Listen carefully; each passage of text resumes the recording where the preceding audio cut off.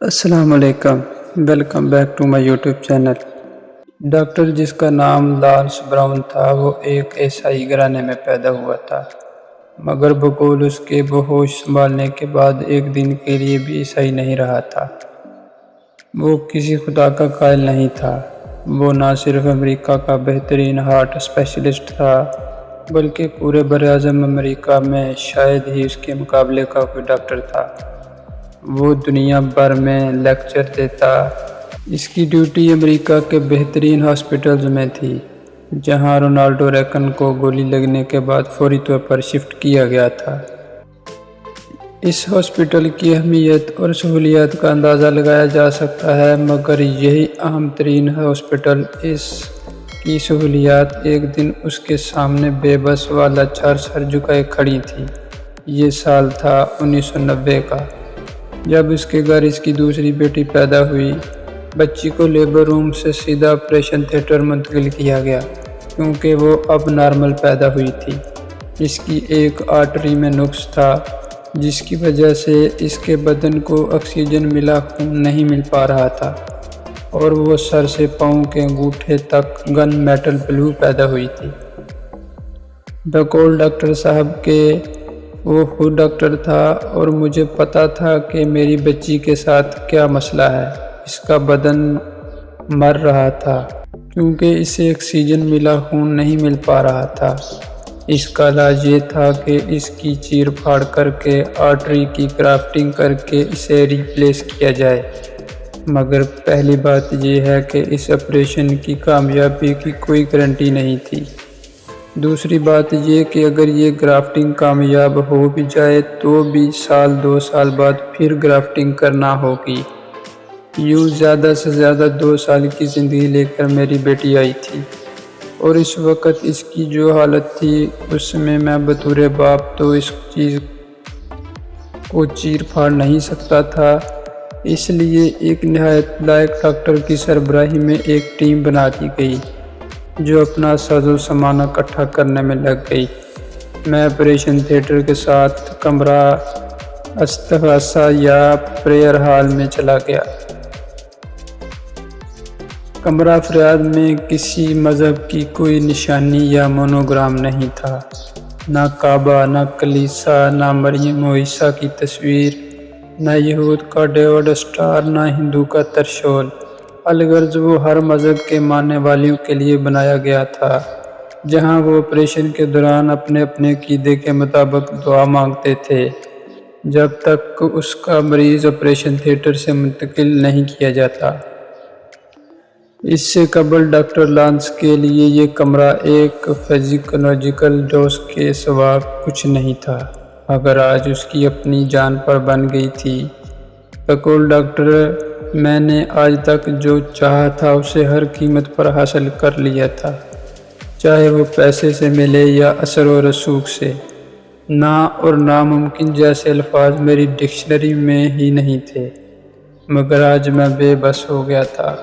نہ تو سائنسی آلات و وسائل کچھ کر سکتے تھے، اور نہ ہی میرا پیسہ میری بچی کی جان بچا سکتا تھا۔ میں نے ہاتھ اٹھائے اور نادیدہ ہستی کو پکارا، جس کے وجود کا میں آج تک منکر تھا۔ اے خالق، اگر تو واقعی موجود ہے تو پھر تو یہ بھی جانتا ہوگا کہ میں آج تک تیرے وجود کا منکر رہا، مگر آج میری بیٹی مجھے تیرے در پہ لے آئی ہے۔ اگر واقعی تیرا وجود ہے تو پلیز میری مدد فرما۔ اسباب نے جواب دے دیا ہے۔ اب میری بچی کو اگر کوئی بچا سکتا ہے تو صرف اس کا بنانے والا ہی بچا سکتا ہے۔ وہی اس فالٹ کو درست کر سکتا ہے جس نے یہ بچی تخلیق فرمائی ہے۔ اے خالق، میں صدقے دل کے ساتھ تجھ سے وعدہ کرتا ہوں کہ اگر تو میری بچی کا فالٹ درست فرما دے تو میں سارے مذہب کو اسٹڈی کر کے ان میں سے تیرے پسندیدہ مذہب کو اختیار کر لوں گا، اور ساری زندگی تیرا غلام بن کر رہوں گا۔ یہ میرا اور تیرا عہد ہے۔